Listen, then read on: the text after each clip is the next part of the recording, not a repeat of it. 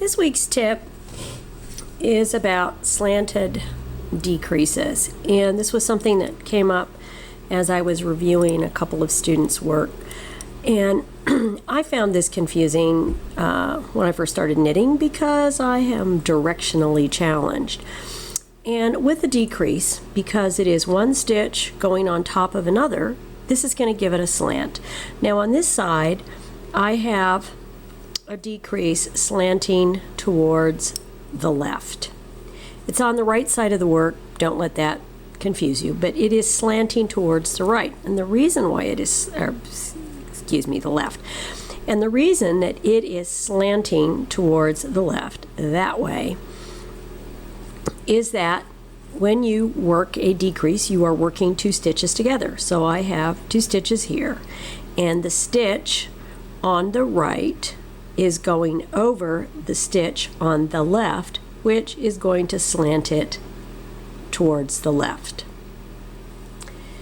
Now over here I have a decrease that is slanting towards the right, and the reason that it is slanting towards the right is that when I worked these two stitches, the stitch on the left covers up the stitch on the right, and that slants it towards the right. Now the techniques that you use to get these slants is and the basic techniques are, in America, the SSK, and to do that you slip one stitch, you slip the next stitch, you slip them independently, and you put them on your needle, and then you pull your yarn through. And notice how I was really babying them. I was trying not to stretch them out. If you stretch them out, they become quite large, and then they do not mirror the decreases on the other side. Now the other technique you can use for an SSK, or a left slanting decrease, is a slip-slip SKP.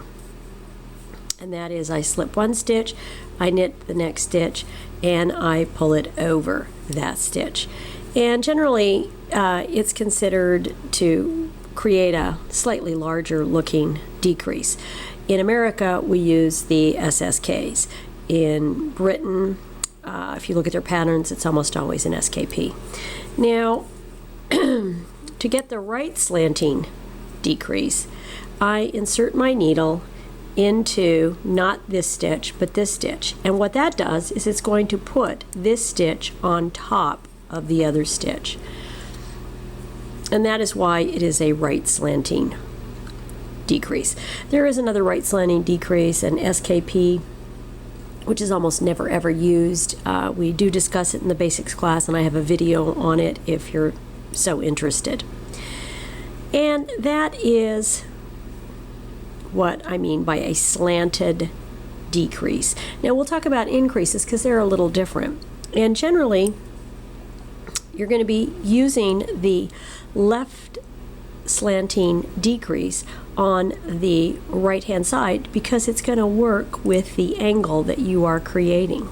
And I'm going to use the right slanting decrease on the left side because the piece is going to be slanting towards the right. That's generally the way you see them. If not, then they're considered full-fashioned, and you can look at my other videos on that topic.